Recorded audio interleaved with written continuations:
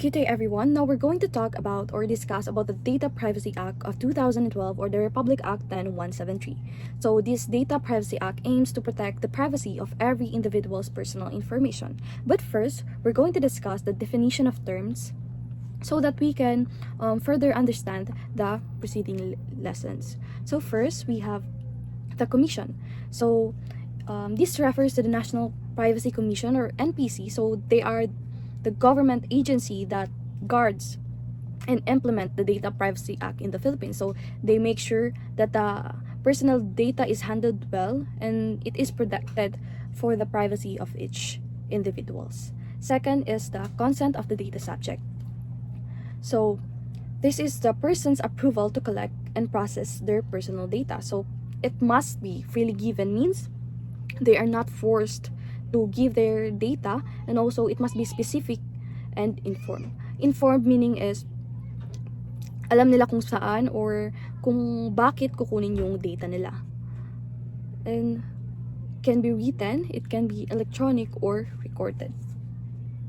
The third one is the data subject. So ito yung mga tao na kinukuhanan ng personal data na i-collect on and ipaprocess ng isang tao or agency or ng isang organization.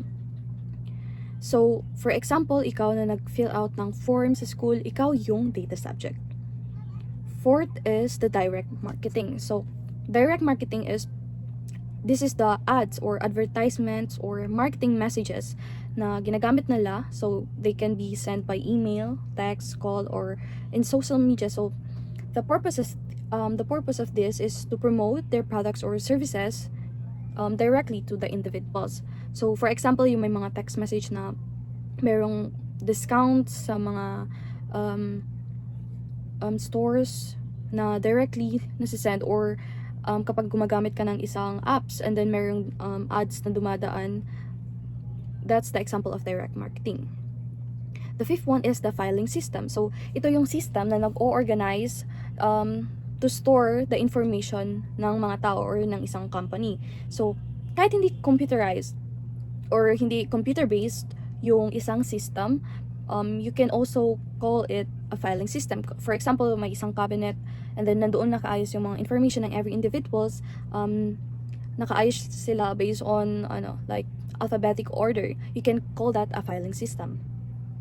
Next one is the information and communication system. So it refers to electronic system na nag-create, nag-send, received, store, or process ng electronic data. So included dito is yung computers, databases, or servers na nag-handle ng electronic messages or documents. So for example, yung online registration systems, email, databases, or cloud storage. Now we have the personal information controller. So this can be a person or organization that decides how personal data will be collected, used, or shared. So, sila yung taong nagde-decide kung anong gagawin doon sa data mo. For example, a company's board of directors decides what information to get from job applicants. So sila nagde-decide kung ano yung kukunin na information sa mga applicants sa kanilang company. So yung board of directors, sila yung personal information controller.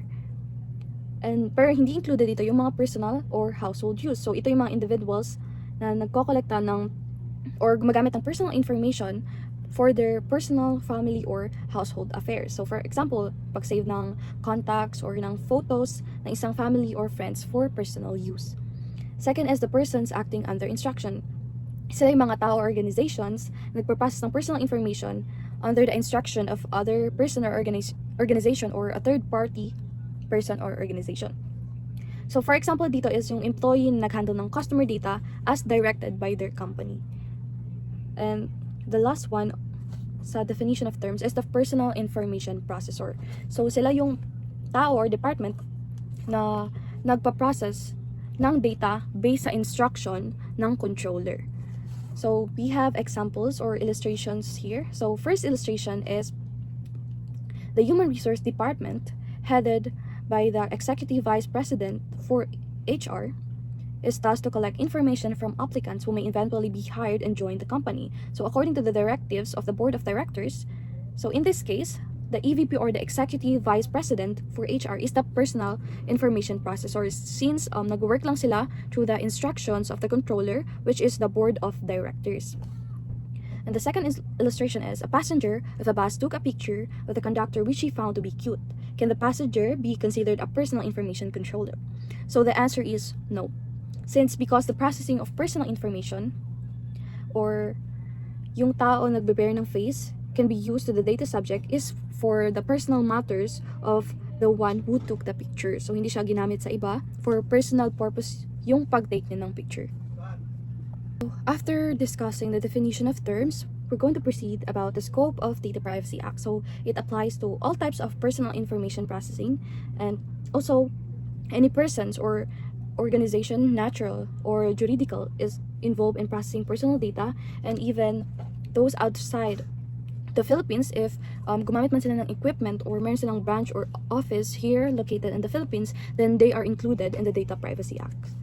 So let's proceed about the exclusion. So meaning ito yung mga excluded sa Data Privacy Act. First is government officers or employees na if yung information nila is related to their position or official duties, including the fact that they are or were government employees. B is their title, business address, and office telephone number. C, the classification, salary range, and responsibilities of their position.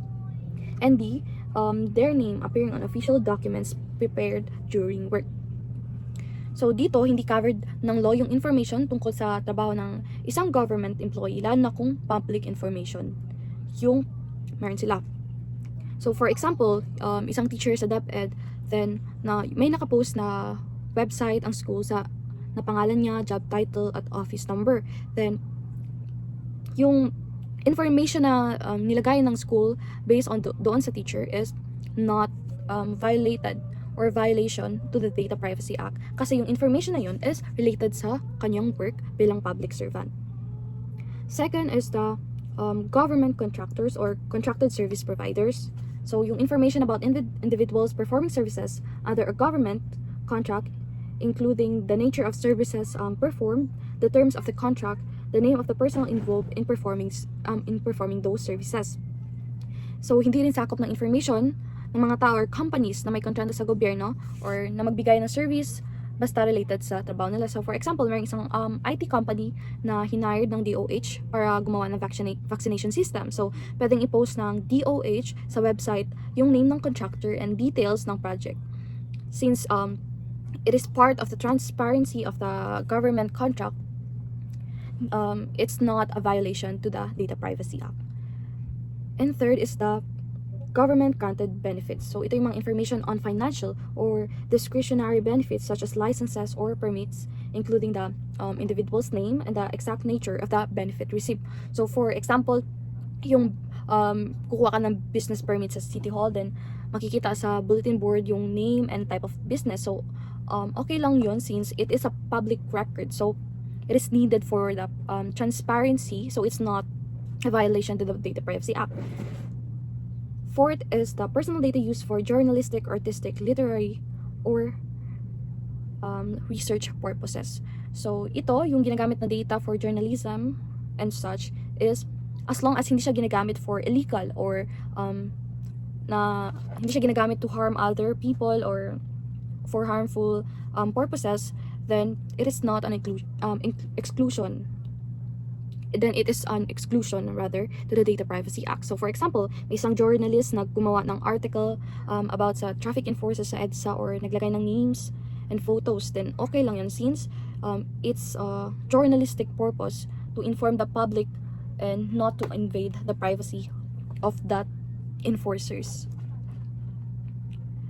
The fifth one is the information process for public authority functions, including the law enforcement, monetary or regulatory duties performed by government agencies. So, pwede pa rin gamitin yung personal data kung kailangan ng government agencies para sa duties nila. So, for example, yung NBI is nagko-collection ng fingerprints and ID para sa clearance, then hindi ito part ng violation since parte yun ng duties nila as a law enforcement. And 6, we have the information covered by specific laws.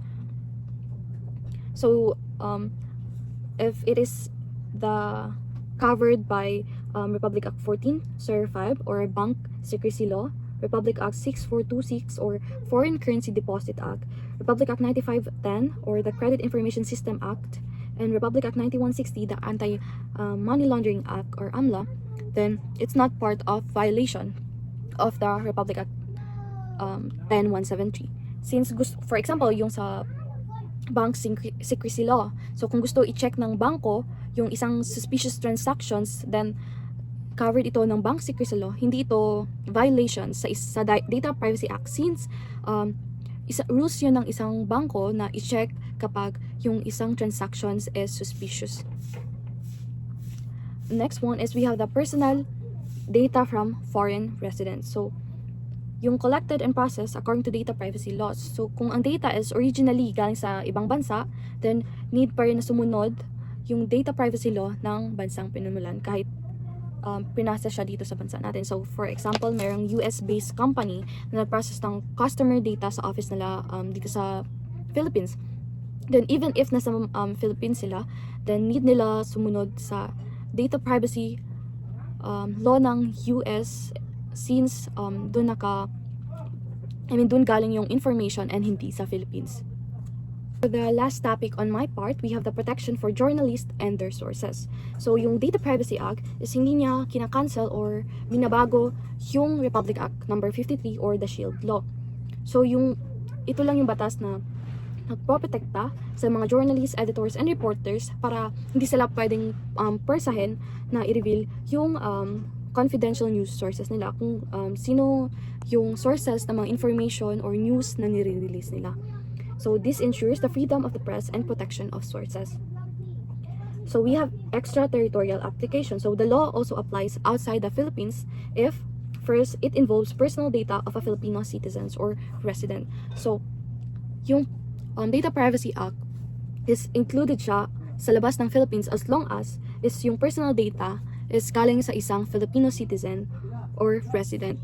Second is the foreign entity has a link with the Philippines. So, yung link na sinasabi is merong contract na nangyari sa Pilipinas, merong foreign company na manage or controlled from the Philippines, and merong company na may branch or office sa Pilipinas. And third, the law also applies when first the company does business in the Philippines, and second, the data was collected or stored within the Philippines. So, for example, merong US website that sells to Filipino customers and the stores their info must follow the Data Privacy Act. So, even if yung website is from the US, then if nagbebenta naman sila sa mga Filipino customers, then yung information ng customer na yon must follow the Data Privacy Act in our country. So, good morning everyone. My name is Asa Nicole and I will be discussing the National Privacy Commission or the NPC.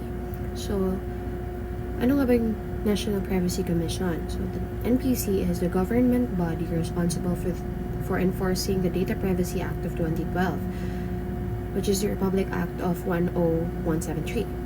It ensures that organizations, both public and private, handle personal data responsibly and in line with international data protection standards. So, yung NPC na to, it actually acts like the country's data privacy watchdog. So, pinoprotektahan niya yung individual's personal information for misuse or unauthorized access or leaks. Example, kapag yung company they accidentally leaked someone or a customer's personal details online, then yung NPC sila yung magkakonduct ng investigation para mabigyan ng penalty or ma-fine yung company and para ma-correct din yung measures na yun to prevent the future breaches.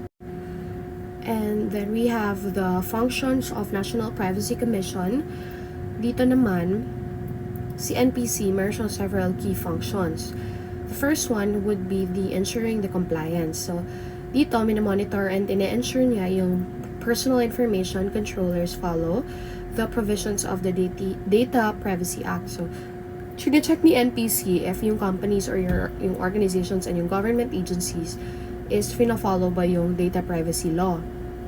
Ine-ensure that these entities have proper security systems and privacy policies in place to protect people's information. Kasi nga, di ba, ang main goal talaga ng NPC is to protect the people's information. So, an example of this would be, kunwari, ang company, magkakollect sila ng customer information. Siyempre, dapat, mafo-follow pa rin yung rules ng NPC. Kunwari, yung meron silang privacy notice or meron silang data protection officer, ganun, or also, yung NPC, pwede silang mag-conduct ng audits or inspections para ma-confirm yung compliance nung company na yon. The second one would be to receive complaints and conducting investigations. Ito, they handle complaints, facilitates dispute resolution, and prepares reports on complaint resolutions. So, si NPC dito, nagsiserve siya as a complaint center para sa mga taong naniniwala na yung personal information nila was misused or mishandled. So, ginagawa nila doon, of course, after mag-complain nung person na yon, mag-investigate sila for data breaches, unauthorized disclosures, and other privacy violations. Syempre, example, si Bangko, accidentally niyang na-leak yung account details ni client online. So, pwedeng file for complaint si affected client, and then si NPC mag-investigate siya and magda-decide siya whether kung yung bank ba na yun is nag-violate ng Data Privacy Act. The third one would be issuing orders. So, dito, can issue, seize, and desist orders or impose temporary, permanent bans or processing personal information if it threatens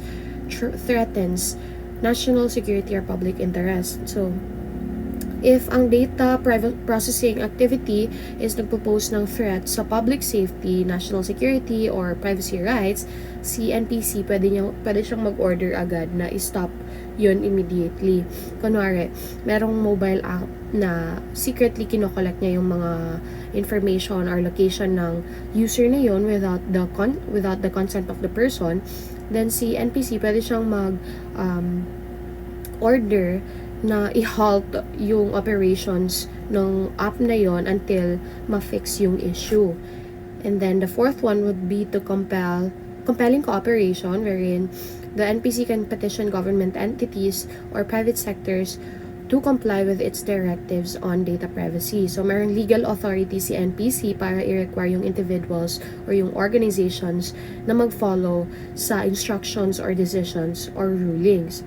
Example dito is, if yung company, mag-refuse silang mag-collect ng data privacy violation. So, ngayon, si NPC, pwede siyang mag-compel na mag-take ng action. Pwede niya i-compel yun na mag-take sila ng action such as deleting unlawfully obtained data or improving their security systems. For the fifth one, we have monitoring compliance. They oversee the government agency security and technical measures to meet data protection standards. So, dito, si NPC, ina-ensure niya na yung government agencies is nagpa-follow rin ng proper data protection standards. Kasi hindi lang naman siya applicable sa mga companies. Of course, it's also applicable sa government agencies, especially sa government actually.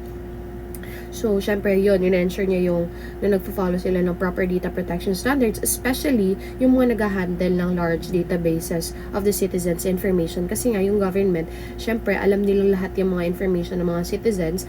Therefore, they really have to follow the proper data protection standards, and this is where the NPC really helps to protect the data. So, example nito is si NPC, i-check nila if yung LTO, yung SSS, or yung PhilHealth is nasa-secure nila properly yung personal data ng milyon-milyon na mga Pilipino na nakastore sa system nila. 6 is the coordination and the policy implementation. They work with other government bodies and the private sector to strengthen data protection policies. So, si NPC, nag-work siya with both the government and the private institutions para ma-promote yung data protection awareness and ma-strengthen yung data privacy practices. Example is, si NPC, may partner siya with schools, banks, telecom companies para makakonduct ng privacy awareness campaigns or seminars on responsible data handling para maging aware yung mga tao, hindi lang sa private institution but also sa public institutions. 7. Publication of guidelines, so publishes guides and compilations on law and systems related to data protection. So, para maka-help yung mga organizations na maintindihan yung Data Privacy Act, si NPC nag-i-issue siya ng mga advisories, guidelines, and compliance checklists. So, pwede silang mag-release ng mga guide sa pag-handle ng data breaches or advisory on online scams, explaining kung paano ba dapat protektahan yung mga customers' information, ganyan. And then the 8th one would be recommending penalties. So, mag-advise sila from the DOJ on the prosecution and the penalties for violation. So, of course, if you breach the system, hindi naman basta-basta lang na magsusorry ka lang and then okay na ulit.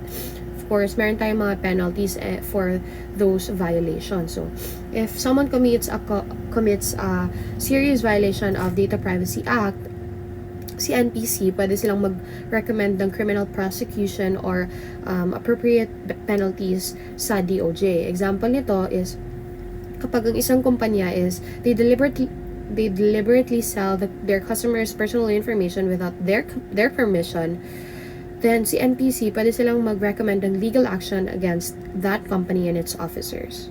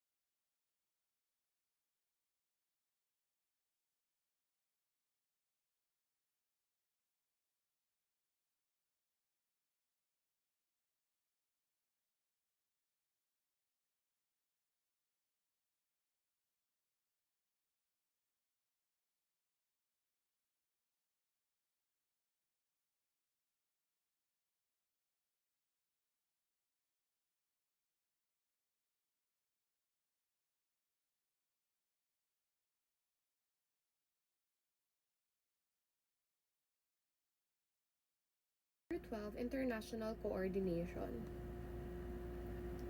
Ensures collaboration with other countries' privacy regulators and participates in global initiatives. So si NPC,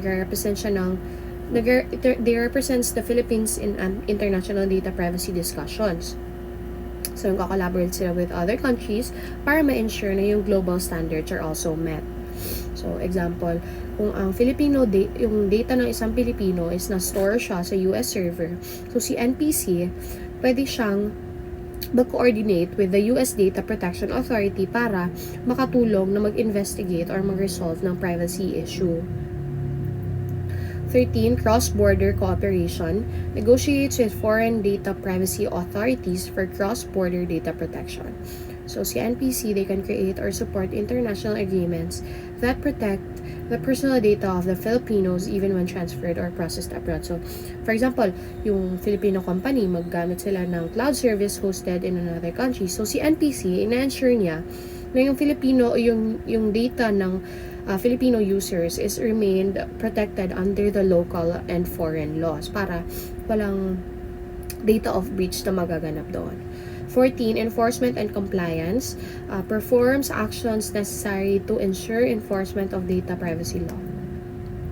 So, si NPC, nag-guide niya yung Philippine-based organizations na mag-operate internationally para they can comply with foreign data protection requirements. So, kunwari, ang call center company serving clients in Europe. So, for example, ang call center company serving clients in Europe, dapat fina-follow nila yung GDPR. Yung GDPR, yun yung General Data Protection Regulation. And then, si NPC, pwede niyang matulungan na maintindihan nila yon.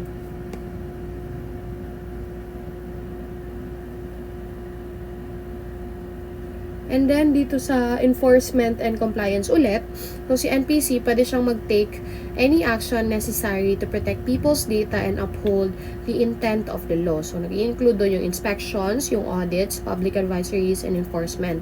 So, kunwari, may nangyaring massive data breach. So, si NPC, pwede siyang mag-send ng inspection team, or tapos pwede siyang mag-require ng public notification, and pwede din siyang mag-impose ng fines sa mga responsible organizations. So, dito sa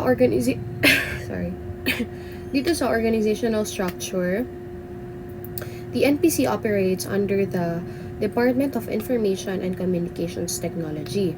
So, this is headed by a privacy commissioner with the rank of the cabinet secretary, and then assisted siya by 2 deputy privacy commissioners under the rank also of the undersecretary. So, yung privacy commissioner, under siya sa rank ng cabinet secretary, and then yung 2 deputy privacy commissioners are under the rank of the undersecretary.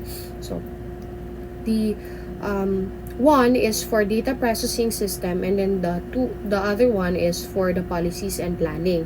So, ano nga ba yung qualifications for privacy commissioner? First, dapat at least 35 years old siya. Second, of good moral character and integrity. And then third one is the dapat expert siya sa information technology or data privacy. Si privacy commissioner, nag-a-act siya as chief data protector of the Philippines, ensuring that all organizations properly secure people's information. So, dito naman sa confidentiality and acts done in good faith, si NPC must always protect the confidentiality of any personal data it encounters during the investigations of official work. And then, the NPC officials are not civilly liable for acts done in good faith. Pero they can be held accountable for willful or negligent acts that violate laws or morals. So, example, ang isang NPC staff member, intentionally niyang nakapag-disclose ng information while also performing the duties correctly. Then, ganun, protected siya. Kasi nga, unintentional naman yung pag-disclose ng informations, and then, tama naman yung perform niya ng duties niya. Pero, if sinadya niyang merong leak ng confidential data, then, dun sila magkakaroon ng penalties. So, dito sa processing of personal information, meron tayong 12, pero let's know muna kung ano ba yung processing. In simple terms, processing is anything you can do to personal data. So, it means any operation or actions performed on a personal information, whether automatic man siya or manual. So, kino-cover niya yung every stage ng pag-handle ng data, from collecting, using, storing, hanggang sa pag-erase data. The first one would be collection, of course, getting the personal information from individuals. Second one would be recording. Third, organization. Fourth, storage, of course, keeping the personal information whether in physical or data or digital information. Number 5, updating or modification. Of course, kailangan nating i-change or i-correct yung data over time kasi nag-update naman yung mga information sa isang tao. 6 and 7, retrieval and consultation. Of course, accessing and viewing stored informations. Number 8, use. Number 9, consolidation. Number 10, blocking, restricting access to certain data kasi hindi naman pwedeng magkakaroon ng isang normal worker sa isang information ng tao na which is very confidential, and supposedly dapat ang may alam lang nun is yung certain staffs, ganon.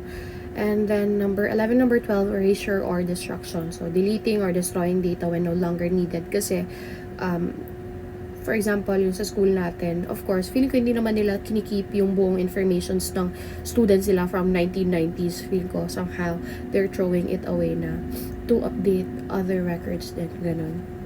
Dito naman sa general data privacy principles, processing of personal information is allowed only when, number 1, pag nagko-comply daw sa Data Privacy Act and other relevant laws, and the second one would be if they adhere to the following principles. Meron tayong tatlo: principle of proportionality, legitimate purpose, and then transparency.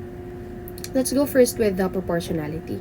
So dito, the data collected must be adequate, relevant, necessary, and not excessive for its purpose. Siyempre, yung data, hindi dapat siya adequate, relevant. Hindi lang dapat siya adequate, relevant, and necessary. Dapat hindi rin siya excessive. Kunwari, ang coffee shop meron siyang loyalty card, and ang kailangan niya lang talaga is yung name and contact number mo. So dapat hindi niya nahihingin yung religion mo or yung blood type mo. Siyempre, kailangan ng isang organization, kino-collect niya lang talaga is yung mga kailangan niya, hindi na yung mga irrelevant details. Second is the principle of legitimate purpose. Data must be processed for a declared and lawful purpose, not contrary to morals or public policy. So si data, dapat it must be processed only for declared, specific, and lawful purpose, and hindi contrary sa morals or public policy. For example, ang isang school, kinokollect niya yung students' contact numbers para makapag-send ng announcements, ng mga grades, or makausap yung mga magulang nila if ever na kailangan kausapin. Yun yung legitimate purpose. Pero, pag-collect ng same data para mabenta sa mga advertisers, yun yung hindi legitimate. And because of that, pwede silang magkaroon ng fine or penalties. And then the last one would be the principle of transparency. The data subjects must be informed about how their personal data is processed, its purpose, risks, and their rights. So, syempre, dapat fully informed yung individual, yung data subject, kung paano nga ba ginagamit yung personal data nila, kung saan ba pinupunta, kung kanino sinishare. For example, when signing up for social media account, dapat yung app, makikita mo, merong mga privacy notice doon. So, doon din na-explain kung ano nga ba yung ginagawa doon sa mga data na nakakollect and kung bakit kailangan yon. Siyempre, meron talagang right to know yung mga tayo, kung ano ba yung ginagawa sa data natin. Siyempre, bawal or dapat walang hidden collection or secret sharing of information na nagaganap doon kasi doon na pumapasok si NPC. And that's all for if wala kayong naintindihan, okay. If meron naman or meron kayong mga questions, just email me or message me personally sa Messenger. Bye! Good day everyone. So I am Shaniel Sema and I will discuss about personal information. So personal information, whether recorded in a material form or not, are those from which the identity of an individual has three. First is apparent. When we say apparent, it is clear just from looking at it. Halimbawa nito yung ID natin na may face natin and our name. So, just by looking at that, alam na ng tao kung sino tayo. Second is can be reasonably and directly ascertained by the entity holding the information. So, even though it doesn't directly state our name, the entity can identify easily kung sino ba yung tao na yon. Halimbawa dito is yung student number natin sa NDU. Kahit hindi alam ng mga NDU personnel yung pangalan natin, pag binibigay natin yung student number natin, halimbawa sa BO, is na-identify nila kung sino tayo. Third is when put together with other information, it would directly and certainly identify an individual. So, kung ang isang single piece of information is hindi siya nakaka-identify ng tao, iba naman kapag nakaka-compile or nakagather tayo ng different information sa isang tao kahit hindi natin kilala. Halimbawa nito is when we say a BSA 3 irregular student currently studying at Notre Dame University, living at Cotabato City, etc., yung mga taong nakakaalam kung sino yung tao na nakatira doon na third year student, ma-identify nila kung sino ba yon kahit hindi na state yung name, hindi alam yung muka, just by other information na nagather. So next, what should personal information must be? So we have 6.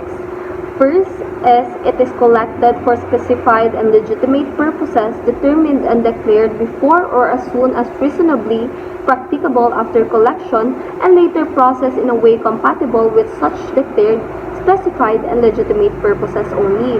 So it means to say that the personal information should only be collected for specific purposes, and that purposes are given to those people para ma-aware sila kung para saan yung mga personal information na kinokollect.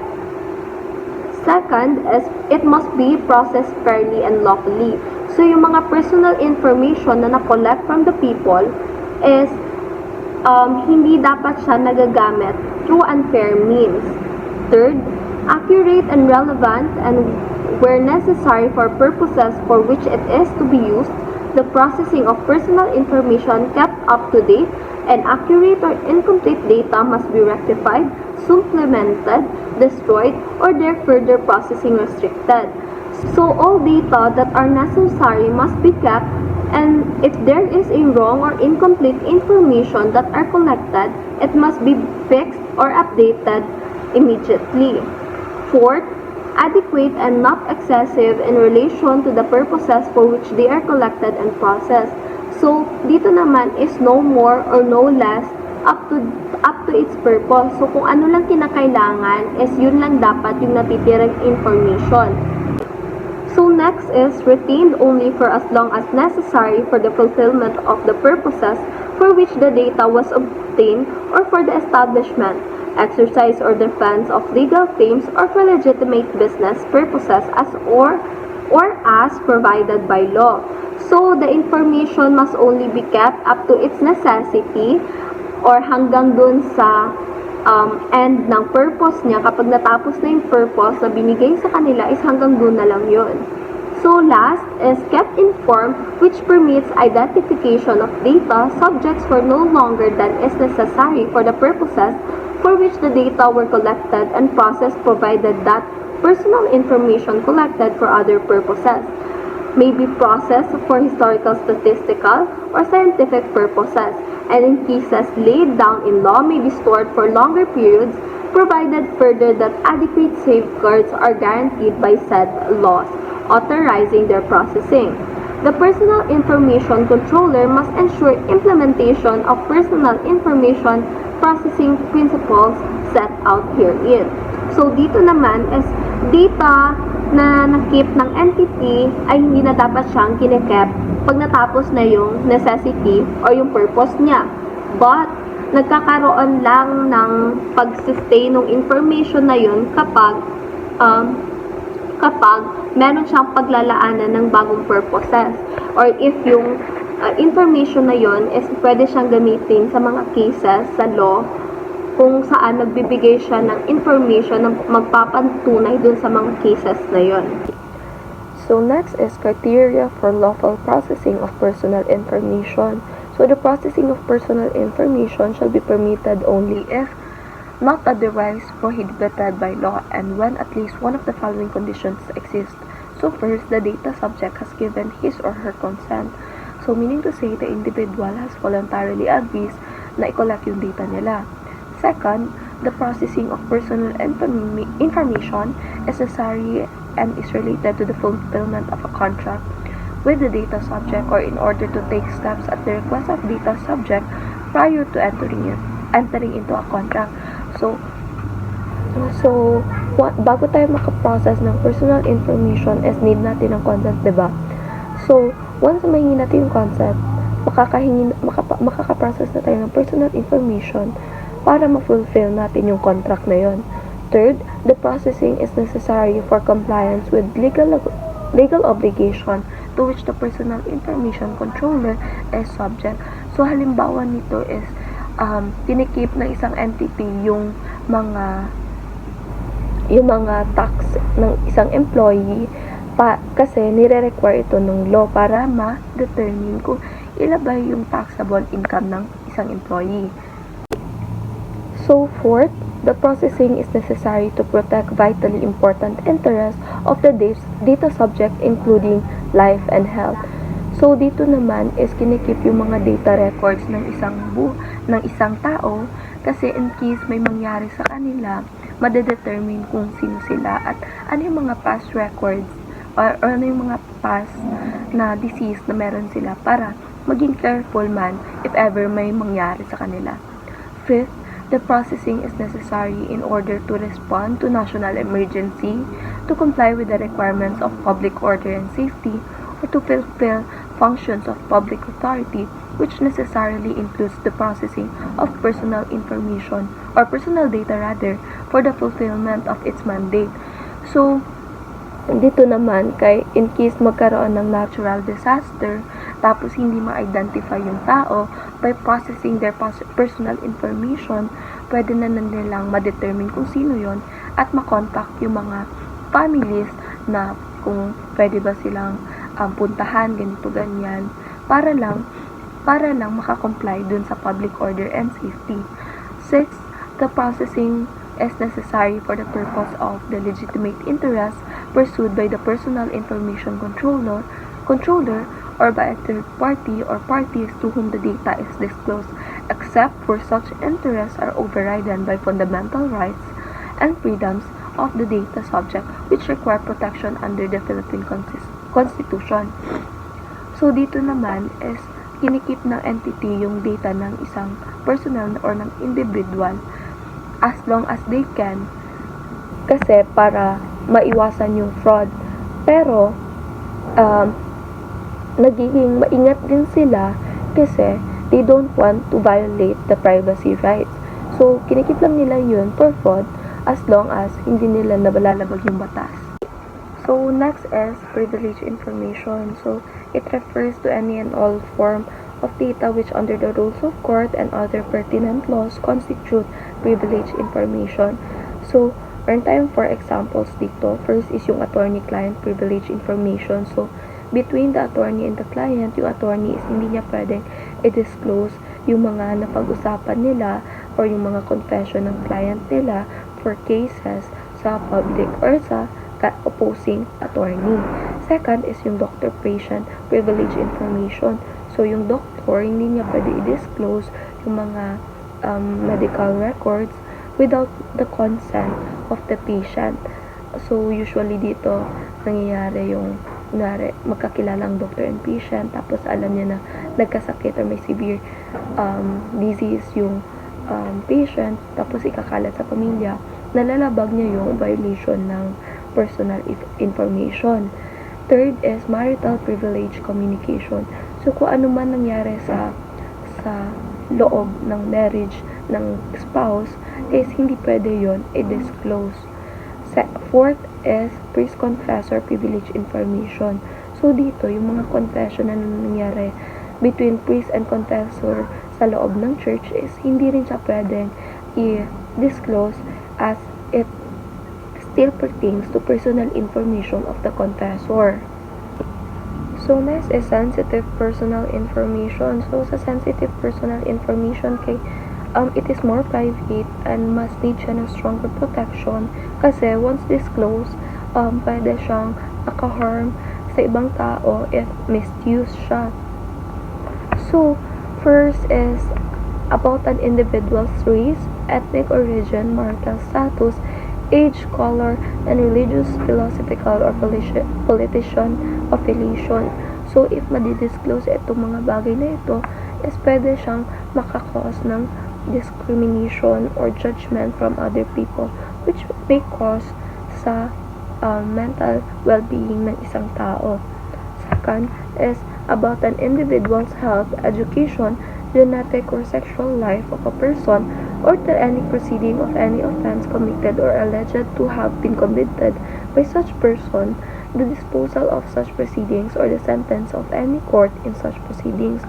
So, dito naman is if ever yung individual na yun is may nagawang crime or na-accuse siya ng crime before, is um, magkakaroon ng apekto ito uh, sa individual. Pwede siyang ma-judge, pwede siyang parang same lang din siya na pwede siyang ma-discriminate, and baka maaari pa to maging cause na hindi niya pagtanggap or hindi pagtanggap sa kanya ng ibang tao sa mga papasokan niyang trabaho. Third is issued by government agencies peculiar to an individual, which includes but not limited to social security numbers, previous or current health records, licenses, or its denials, suspension, or revocation, and tax returns. So, halimbawa lang nito is yung mga ID natin, mga government ID, such as SSS, mga TIN number, mga drivers. Kapag na-disclose ito or if makuha ito siya ng ibang tao, is pwede nilang gamitin yun to access different information. Especially ngayon sa GCash, pwede ma-access agad, manakawan yung mga accounts natin. And pwede rin ito ma-involve, gamitin yung ID natin sa mga loan, kahit hindi naman tayong yung mismo nag-loan, kasi na-disclose yung ID natin, which verifies yung mga account sa isang application. Fourth is specifically established by an executive order or an act of Congress to be kept classified. So, dito naman is yung mismong government nang nagsabi na itatago yung information na yan kasi kasi importante siya, and kapag na-disclose siya, maaring magkagulo. So, next is sensitive personal information and privileged information. So, the processing of these two information shall be prohibited except in the following cases. First is that the data subject has given his or her consent specific to the purpose prior to the processing, or in the case of privileged information, all parties to the exchange have given their consent prior to processing. It means to say is that nagbigay na ng consent yung mga individual para dun sa specific purpose na binigay for processing. Second is that the processing of the same is provided for by existing law and regulations, provided this too. Sabi naman dito is that meron ng existing law or current law na nagsasabi na pwedeng i-process itong mga information na ito. First is such regulatory enactments guarantee the protection of the sensitive personal information and the privileged information. So, meron tayong proper protection na nabibigay sa mga individuals na ito pag na-enact na yung pag-process ng mga information. Second is that the consent of the data subjects are not required by law or regulations permitting the processing of the sensitive personal information or the privileged information. So, dito, hindi na nire-require na maghingi ng consent. Third, the processing is necessary to protect the life and health of the data subject or another person, and the data subject is not legally or physically able to express his or her consent prior to the processing. So, usually, nangyayari ito sa hospital where is the patient is unconscious already, and hindi siya makapagbigay ng consent kung anong gagawin sa kanya. So, usually, ginagawa na lang ng doktor yung makakaya niya, as it is a matter of life and death. So, next is the processing is necessary to achieve the lawful and non-commercial objectives of public organizations and their associations, provided these two. So, usually, ito yung mga non-profit organization na kumukolekt ng data sa kanilang members. So, first is that such processing is only confined and related to the bona fide members of this organization or their association. So, meaning to say is that yung mga napapaloob dapat sa association na ito is legitimate members ng organization or association. Second is that the sensitive personal information are not transferred to third parties, and that consent of the data subject was obtained prior to processing. So, dito naman is that yung mga sensitive personal information na nakolak sa kanilang members is hindi dapat masabi or ma-share sa iba maliban doon sa mga individuals na napapaloob sa organization. Fifth is that the processing is necessary for purposes of medical treatment is carried out by a medical practitioner or a medical treatment institution, and an adequate level of protection of personal information is ensured. So, kailangan yung pag-process ng information is kailangan for the purpose of medical treatment. Tapos yung nagko-collect ng data na ito must be a licensed medical practitioner, and dapat ma-ensure yung protection na mabibigay dun sa mga individuals.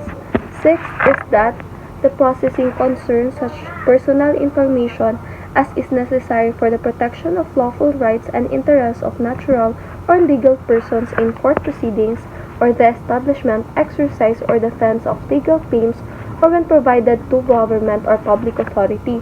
Dito naman is that if yung isang medical record ng isang individual is kinikailangan for legislative processes or in court proceedings, is pwede gamitin yon beyond its purpose, kasi magiging basis yon or evidence dun sa mga cases na napapa-involve sa mga court proceedings. So, let's talk about subcontract of personal information. So, a personal information controller o yung entity or organization, pwede siyang mag-subcontract in processing of personal information. It means to say, pwede siya mag-hire ng other party para mag-collect ng information. This is called subcontracting or outsourcing. So, if hire ang PIC ng isang PIP, is that sino pa rin ba yung liable sa mga personal information in case merong violation ng privacy rights. So, it still falls under the PIC or the entity or organization. And sila yung may responsibility and magiging liable dun sa mga personal information na na-collect nila. So, if ever meron mga violation of rights, is that kailangan ini-ensure ito ng mga PIC. So, the personal information controller shall be responsible for ensuring that proper safeguards are in place to ensure, first, the confidentiality of the personal information process, second, prevent its use for unauthorized purposes, and generally, third, comply with the requirements of the Data Privacy Act and other laws for processing of personal information. So, these three must be followed accordingly. And lastly, extension of privilege communication. Personal information controllers may invoke the principle of privilege communication over privileged information that they lawfully control or process subject to existing laws and regulations. And the evidence gathered on privileged information is admissible. So, dapat dito sa extension of privilege communication is that they are legally protected from disclosure. So, in case na magamit yung privileged information in court proceedings is that it is invalid or inadmissible, hindi siya pwedeng gamitin. So, that would be all. Thank you. Good day everyone, now let's continue with our reporting, and now I'll be discussing to you the rights of data subject and the security of personal information. So this topic is very important, especially now that we often give out our personal data when we fill out forms, sign up for apps, or make online transactions. So in this report, I will explain each right one by one so that we can have a better understanding on how it applies to our everyday life. So the first one is under the rights of data subject, we have right to informed consent. So this right means that before your personal data is collected or processed, you must first be informed about what will happen to it. So you should know exactly what kind of information is being taken, why it's needed, and how it will be used or who will use it. So here, before your data enters any system, these details must be given to you. So first is description of the personal information. So this tells you what type of data will be entered, such as your name, age, address, or contact number. The second one is the purpose. So these explain why your information is being collected. For example, for enrollment, registration, or membership. And the third one is scope and method. So this tells you how your data will be processed and to what Number extent. 4 is recipients. So this lists who will receive or have access to your data, like partner companies or authorized employees. Number 5 is methods of automated access. So if machines or computer will access your data automatically, you should be told of how and to what extent it is allowed. Number 6 is identity and contact details. So you must know who will control your data and how to contact them if you have concerns. Number 7 is storage period. So you should be informed about how long your data will be kept. And lastly is number 8, existence of rights. So you must be told about your rights like access, corrections, and the right to file a complaint to the commission. The second right is right to object. So this right give us the power to say no to the processing of our personal data. So we can refuse if we don't want our data to be used for things like direct marketing, profiling, or automated processing. So if we refuse or object, organization must stop processing our information for that purpose. So this right is like our way of controlling how our information is used. And the third right is right to withhold consent. So this right means that when there are changes or updates in how your personal data will be used, you should be informed first. So you have the choice to withhold your consent if you don't agree with the new terms. This is still part of the third right, which is the right to withhold consent. So this is amendment of information that tells us that no change can be made to the data processing details you were told earlier unless you are first notified about it. But there is exception clause. So there are certain cases where you cannot withhold your consent. And these cases are like when the data is required by law, by a subpoena, or when it's clearly needed for your job, a contract, or is a service. So it also applies when data collection is part of a legal obligation. So the right gives us the chance to decide again if we want our data to continue being used under new conditions. Right is right to access. So this right allows us to request and view our personal data that is being stored or processed. So with this right, we can ask for specific details such as number 1, contents of personal information. So this refers to what exact data about us is being processed. Number 2, sources, where or from whom our data is being obtained or processed. Number 3 is recipients, so who receive or can access our personal data, including their names and addresses. Number 4 is manner of processing, how the data is being processed. Number 5 is reasons for disclosure. So with this, we learn why our data was shared with others. Number 6 is automated processes. So if computers or systems are making decisions based on our data, we have the right to know this. Number 7 is date of last access or modification. So with this, we learn when our data was last viewed or updated. And lastly, number 8 is identity of controller. So we have the right to know the name or contact information of the person or organization responsible for our data. So with this right, it ensures transparency and accountability in how organizations manage our personal information. The fifth right is right to correction. So with this right, if you find that your personal data is wrong, incomplete, or outdated, you have the right to request that it be corrected immediately.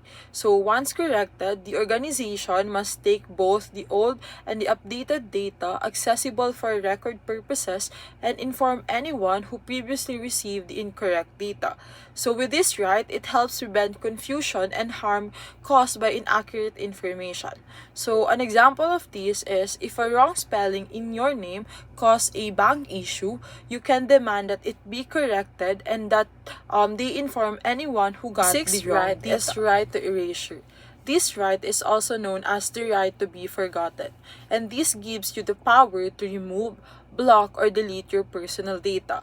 With this right, you can request this if your information is incomplete, outdated, false, unlawfully collected, or no longer needed for its original purpose. So once erased, the data controller may also inform any third parties who previously received your data so they can delete it too. So this ensures that that unnecessary or unlawfully collected data does not remain. The seventh right is right to damages. So if your personal data was misused, wrongfully processed, or collected unlawfully, and you suffered harm or damages because of it, you have the right to claim compensation.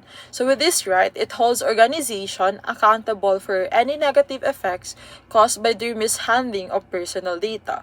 And the last right is right to data portability. This right allows you to get a copy of your personal data in a structured and commonly used electronic format. You can then use this copy to transfer your data to another organization or service. The National Privacy Commission can also set the format and procedures for transferring this data. And this right ensures that you have control over your own information and can move it when needed. So an example of this is when changing online service part providers. Of the rights of the data subject, and this is transmissibility of rights. So if data subject passes away or becomes unable to exercise their right, their lawful heirs or representative can still use those rights on their behalf. This means that privacy and data protection continue even after death or incapacity, showing respect for the person's personal information. This is the last part for the rights of the data subject, and this is non-applicability of rights. So the previous rights of the data subjects are not applicable in the following cases. Letter A, when data is used only for scientific or statistical research, and no decisions are made based on it. So in this case, the data must remain confidential and be used only for the declared purpose. Letter B, when personal data is collected for criminal, administrative, and tax investigations. So these are illegal or government functions. So the usual rights of the subject data may not apply. The next topic is security of personal information. Now that we know our rights, let's move on how organizations are expected to protect our personal information. The first one is protection measures. So organization must apply proper organizational, physical, and technical measures to keep personal data safe. This includes protections against accidental destruction, alteration, unauthorized access, or any other illegal processing of information. So an example of these include using passwords, encryption, and secure data. The second one is safeguard against danger. So data controllers should protect information from both natural and human dangers. And natural dangers can be things like floods, fires, or system failures, while human dangers includes hacking, fraud, theft, or data misuse. So proper safeguards and preventive measures must be in place. The third one is determination of appropriate level of security. So with this, the level of protection must depend on several factors. Number one is the nature of the information. So sensitive data like medical or financial information needs more protection. Number two is the risk involved in processing.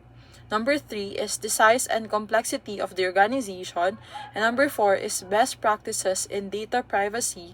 And lastly, number 5 is the cost of implementing the security. Next is subject to guidelines, as the Commission may issue from time to time.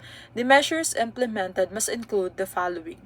Letter A, safeguards to protect its computer network against accidental, unlawful, or unauthorized usage or interference with or hindering of their functioning or availability. Letter B, a security policy with respect to the processing of personal information. Letter C, a process of identifying and assessing reasonable foreseeable vulnerabilities in its computer network, such as for taking preventive, corrective, or mitigating action against security incidents that can lead to a security breach. And lastly, letter D, regular monitoring for security breaches and a process of taking preventive, corrective, and mitigating action against security incident that can lead to a security breach. So with this, it ensures that data protection is strong. The fourth one is third-party compliance, and this refers to if organization hires another party to process data on its behalf, it must make sure that the third party follows the same security measures. So this keeps the data safe even when handled by outside companies. Fifth one is confidentiality obligation. So employees or agents who handle personal information must keep it confidential. So they cannot share or reveal it unless required by law. So this continues even if they leave their job or transfer to another position. And these prevent unauthorized disclosure or gossip about personal data. The sixth one is breach notification. And this means that personal information controller must quickly inform both the commission and the individuals affected if sensitive information is believed to have been accessed by someone without permission. This is done especially when the stolen data could be used for identity fraud or other harmful activities. The notification is required if there is a real risk that the breach could seriously harm the affected individuals. This rule ensures transparency and allows people to take steps to protect themselves from possible connection damage. With the previous slide about breach notification is the notification to the commission. And this refers to notification must explain what kind of data breach occurred, what sensitive personal information might be affected, and what actions the organization has taken to fix the issue. This helps the affected individuals understand the situation and how it may affect them. However, the notice can be delayed if it is necessary to first find out how big the breach is, stop more data from being leaked, or fix the system security. This ensures that response is accurate and prevent further harm or confusion. So the notice should describe the following: what happened, what data was involved, and what actions were taken to fix this is still issue. Part of notification to the commission. So letter A, the commission can decide if notification is unnecessary by checking if the personal information controller acted in good faith and followed the rules. Letter B, the commission can allow no notification if it believes that informing the public or affected individuals would not serve their best interests. Letter C, the commission can delay the notification if doing so might interfere with an ongoing criminal investigation about the serious data breach. And lastly, for the period to report, so if there is a possible risk to individuals, the data breach must be reported within 72 hours or 3 days. Hi everyone, I am Hamdia Gamal and I will be the one to discuss the topic starting from accountability for transfer of personal information up until the last topic. So without further ado, let us begin with principle of accountability. So we have here the Personal Information Controller or the PIC is responsible for all personal data under its control or custody. So this means that the organization or the person that is in charge of the data or yung tinatawag nga natin na PIC is fully responsible for keeping the data that it has safe. So they decide how the data is collected, stored, and used. So for example, if a school collects student grades and yung mga address ng mga student, so yung school na yun is parang like the PIC. So if someone leaks such information, it's the school that is accountable because it was under their control. So yun lang yun siya. So this includes data transferred to a third party, local or international, under cross-border cooperation.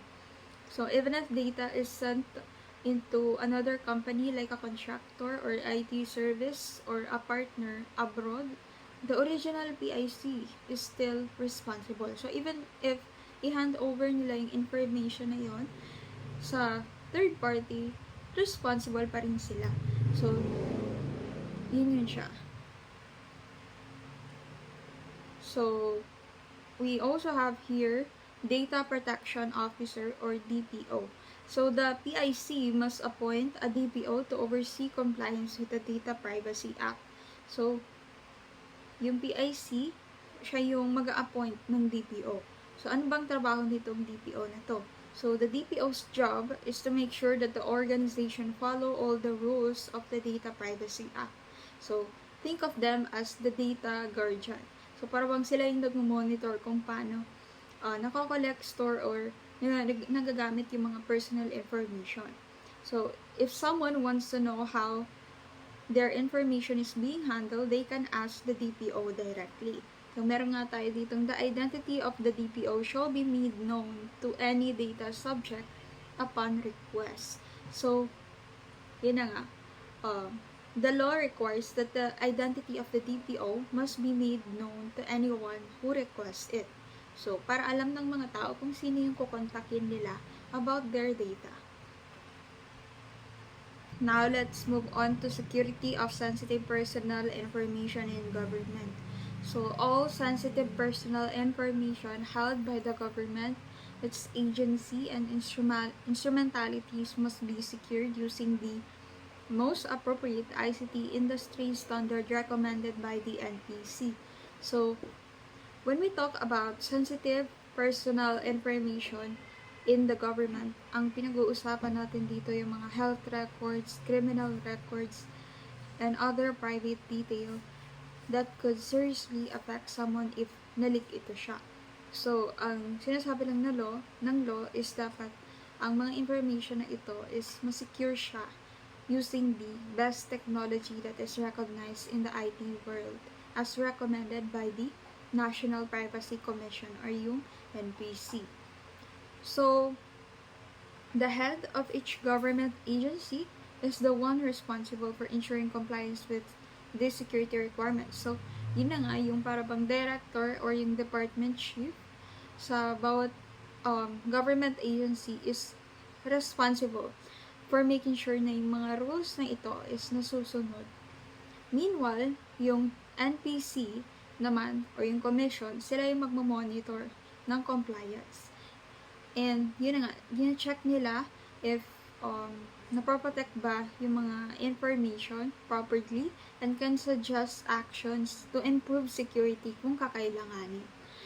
So, for example, if a government office stores citizen health records, the agency head must make sure that the files are encrypted, password protected, or otherwise secured in accordance to NPC standards. So, yun siya. Next, let's talk about requirements relating to access by agency personnel. Basically, yung mga rules about who can access sensitive information in governments. So, there are two types of access. On-site and online access, and yung off-site access. So, on-site access means that the employee is accessing the data while inside the office or government property. So, para dito, the employee must have security clearance from the head of the agency. For example, if a staff member wants to view citizen record in the office database, hindi pwedeng mag-login lang sila anytime. Dapat kailangan nila ng official permission. And then, for off-site access naman, on the other hand, means accessing the data outside the office, like from home or another location. So, this is only allowed if the head of the agency approves it within 2 business days after the request. For example, may isang employee gusto niyang dalhin ang isang laptop with citizen record to work from home. So, first mag-ask sila and mag-file sila ng request para makakuha ng approval. Pero there are also limits. So, only up to 1,000 records can be accessed at once. And then, all data must be encrypted. Meaning, yung data na ito must use the most secure encryption standard recognized by the Commission. Meaning, it is protected by a code or a password so that even if someone steals it, they cannot open it. So, ganun yun siya. Now, let's go to applicability to government contractors. So, this means that if a government office hires a private company to handle personal data, especially if it's data from 1,000 or more people, dapat yung company na yun is susundin niya pa rin yung Data Privacy Act. So, for example, government nag-hire siya ng isang printing company to produce new national ID cards. So, yung company na yun, dapat i-register nila yung data system nila with the NPC and follow the same data privacy rules as the government. So even if they're just a contractor, they're not exempted. So if they lose or misuse the data, they'll be held accountable, just like a government agency.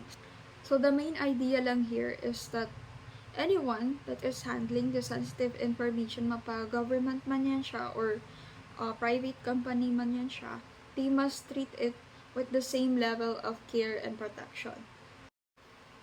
Now let's move on to the unlawful acts and penalties. So basically the things that are illegal under the Data Privacy Act. So before we start, let us quickly distinguish the difference between personal information and sensitive personal information. So kapag papakinggan mo siya, parang same lang din siya, pero iba siya actually.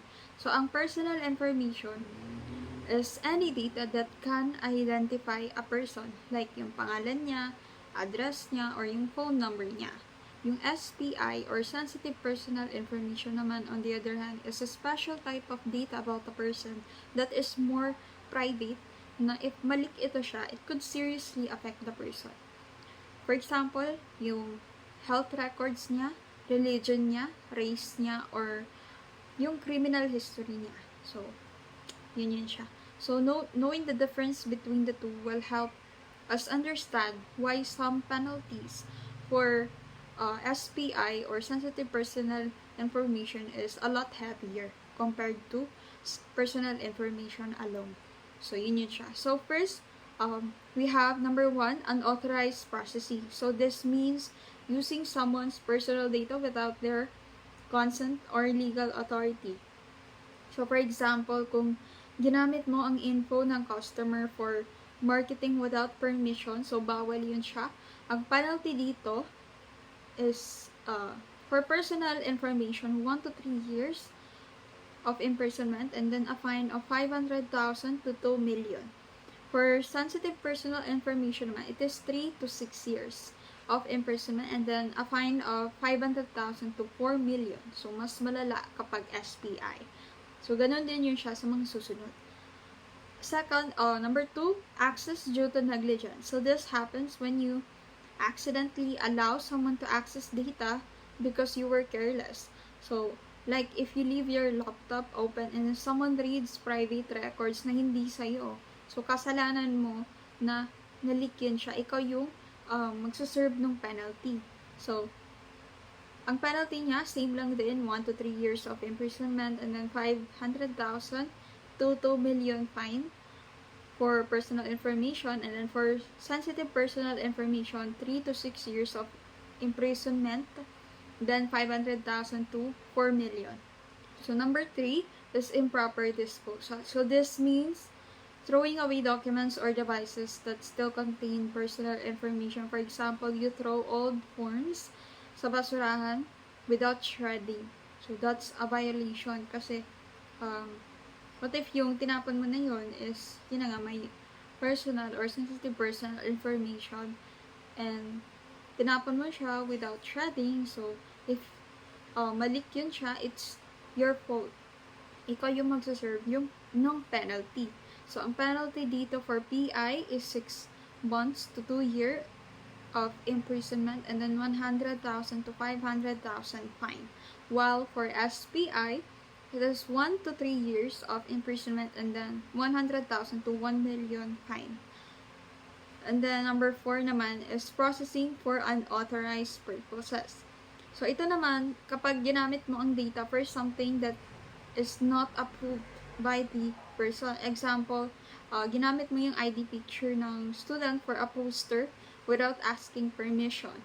So, ang penalty dito for PI is 1 year and 6 months to 5 years of imprisonment and then 500,000 to 1 million fine. And then for SPI naman, it is 2 to 7 years of imprisonment and then 500,000 to 2 million fine. And then number 5 is unauthorized access or intentional breach. So, dito naman, may hacking or intentionally breaking into a system na nangyayari. Like if someone hacks into a database to steal personal info, may penalty yun sila. It's 1 to 3 years of imprisonment and then 500,000 500,000 to 2 million fine. Then number 6 is concealment of security breaches.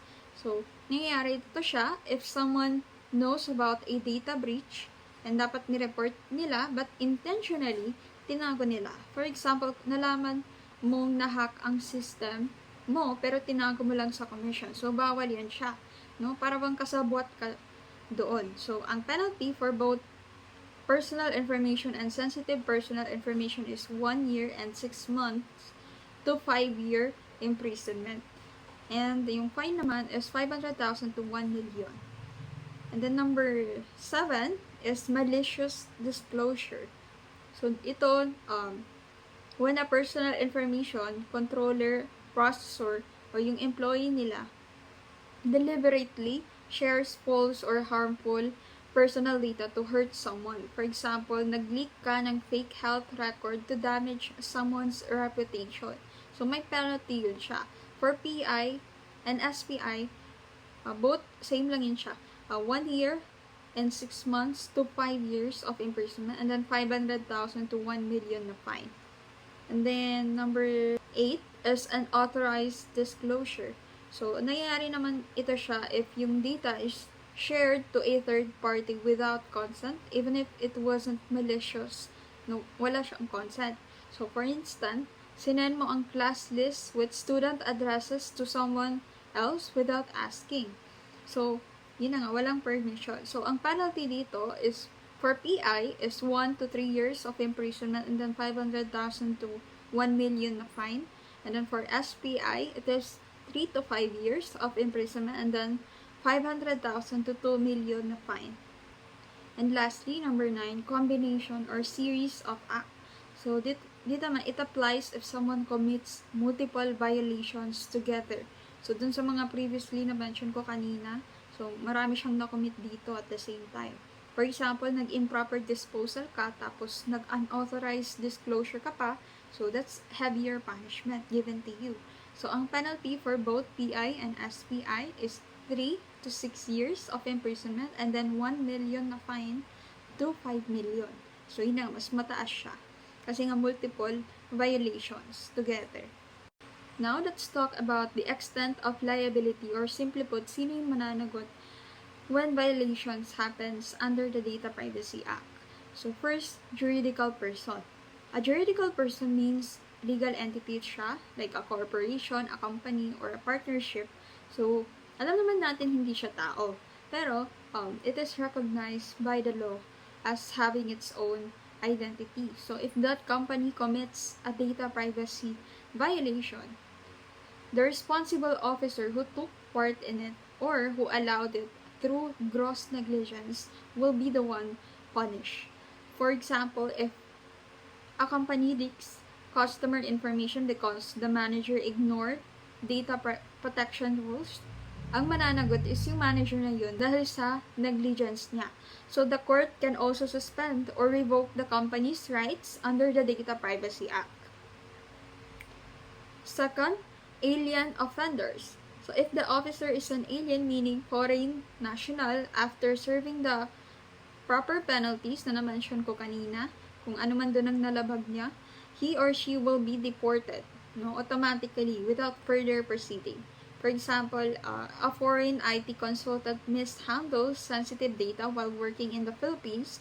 Once na na-serve niya na yung mga penalties, yung fine at saka mga imprisonment, i-deport siya, ibabalik siya sa home country niya agad-agad without further proceedings. So, yun lang siya.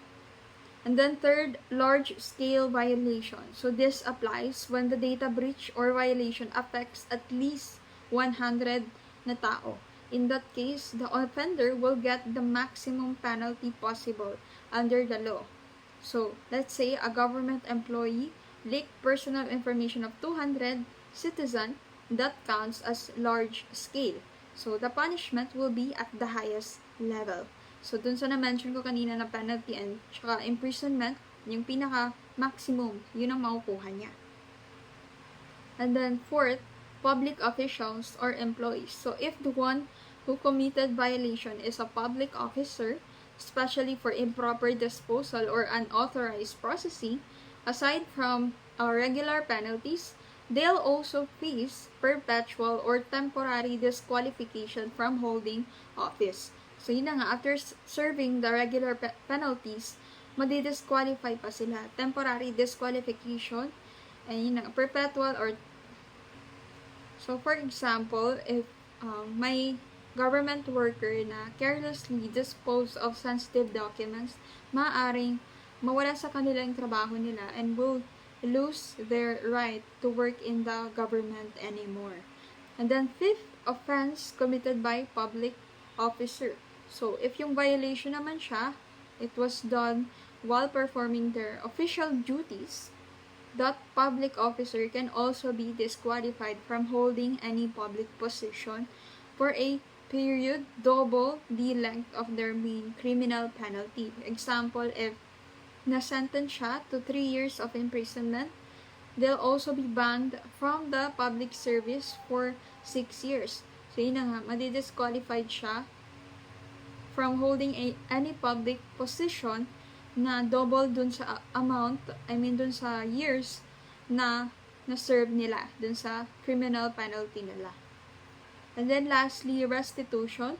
It means compensating the victim or repairing the damage caused by the violation. So it follows the rules under the new civil codes. For instance, if a person's reputation or business was harmed because their data was leaked, they can ask for financial compensation through restitution. So that would be all. Thank you.